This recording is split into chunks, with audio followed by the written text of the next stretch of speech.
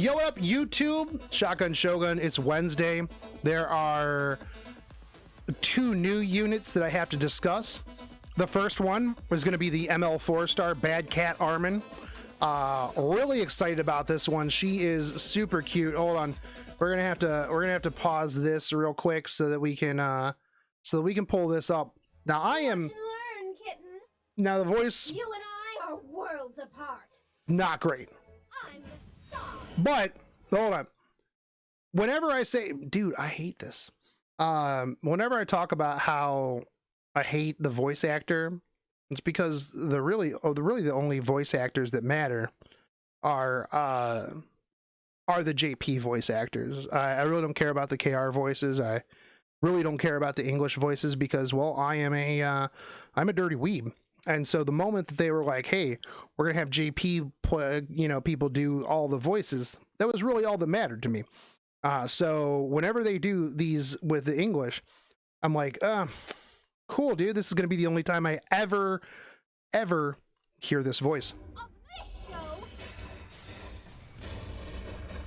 the winner of this tournament is going to be me.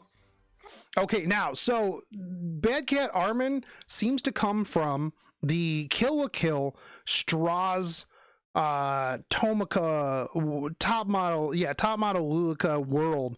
And the more that I see characters from this world, the more that's the world that I care about. I literally do not care about the I really don't care about the real world in the game. I care about the Kill la Kill world where top designer Strauss is a character. Like that's really the world that I want to see. And I'm glad that they continue to bring characters from that world. I bought off all the judges. Yeah. Yeah. All right, cool. Let's jump past this.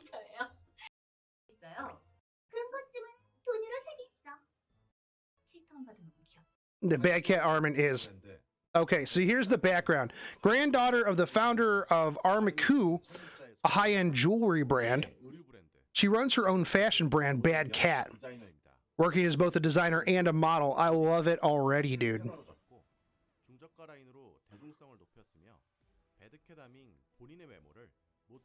I also like too that like a lot of the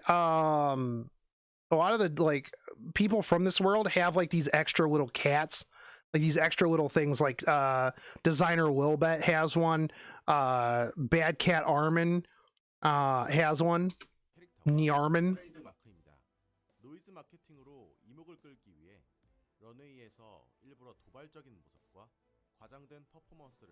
Dude, she's so cute. Whenever I saw, from the moment that I saw her in like the preview for like what was coming like this year, I was like, yeah, 100%, dude. Hit me with that. Okay, so she's gonna have critical hit chance, self imprint, which I've always said is one of the most important self imprints, because critical hit chance pound for pound is one of the more inflated stats, and it makes it a lot easier for you to min max other pieces of gear. 115 speed is pretty quick for a Dark Warrior Ares, apparently the first one of her kind, because there's apparently no other Dark Warrior Ares unit that exists. 912 attack, 5871 health. Doesn't really have much in the way of extra stats down there for like effectiveness, effect resist, anything like that wasted. So I definitely liking the stat layout here.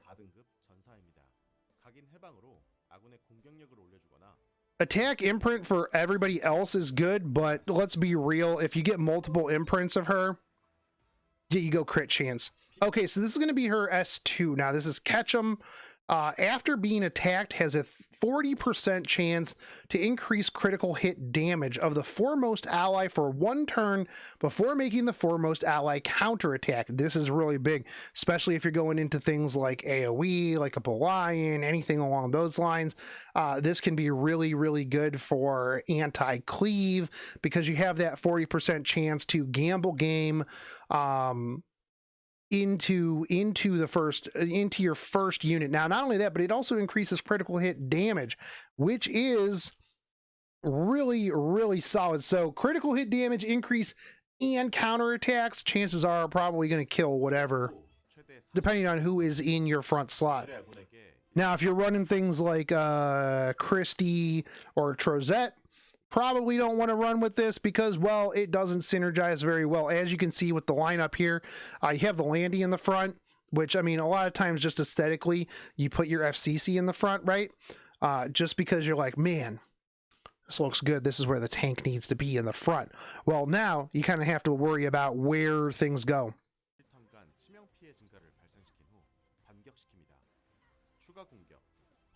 So as you can see, not only does the Landy get the increased increased critical hit damage, but also gets the counter attack, which then pushes her forward. Now it is only a 40% chance, but if you're going into things that AoE quite a bit, then I mean it is what it is, man. I wonder if you put her in the foremost spot, does she make herself counter? The way it reads, chat, the way it reads, after being attacked, has a chance to increase critical hit damage of the foremost ally for 1 turn before making the foremost ally counter attack. Doesn't necessarily say not the caster. So you could potentially put her in the front spot. She would then get 40% counterattack as well as increase her critical hit damage. Just saying. Just saying. Might be interesting to put her up there.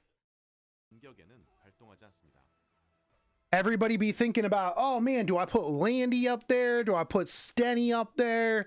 Who do I put in the front? Maybe you put her up there. Maybe you put her up there, and then when everybody else, S1 counterattack is an AoE though, yeah, well, that's fine. That's fine. I mean, you put her on like a Sigurd Scythe or a lifesteal set, has potential to solo. We'll see. I'm just saying it is another potential option. But S3, is this it? Yeah. Attacks the enemy with a huge explosion before granting increased speed to the caster for 2 turns and a barrier to all allies for 2 turns. Damage dealt and barrier strength increases proportional to the caster's max health. Now this is nice because, well, you don't have to build her with attack at all. Depending on what her modifiers are, which we'll find out when the math damage calculator comes out, depending on how much damage she does, what her modifiers are, you can just completely forgo attack and just focus on HP speed and critical hit damage. 10 souls is going to reduce this by 2 turns to make it like a 3-turn cooldown if you want to use your souls on that. Barrier is also nice, although OP Sigrid food. But you're not raw picking OP Sigrid into Bad Cat Armin. You just aren't.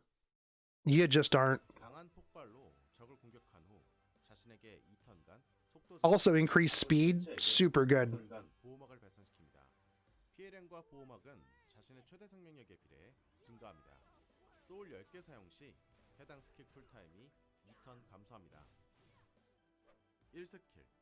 All right. S1 attacks the enemy with a giant shield, inflicting injuries. Damage dealt increases proportional to the caster's max health. Okay, so this is injury Armin. The severity of injuries increases proportional to the damage dealt, blah, blah, blah. You guys know how injury works. When used on the caster's turn, Are You Ready changes into an attack that targets all enemies but doesn't trigger any dual attacks or anything like that. So this is going to be really good. Injury Belian built in, right?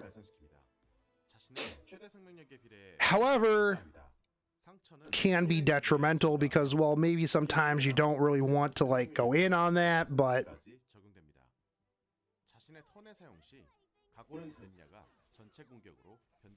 doesn't really do a whole lot of damage here. I mean, if we look, I mean, again, you really don't want to judge a lot of these on, you know, you don't want to judge damage based on like videos, but like, I mean, I know that we've got a Phyllis here who's soaking through Arius, but like that's some pretty weak damage. I mean, you didn't crit on 3 of them, but like even the crit on Charlotte wasn't really good.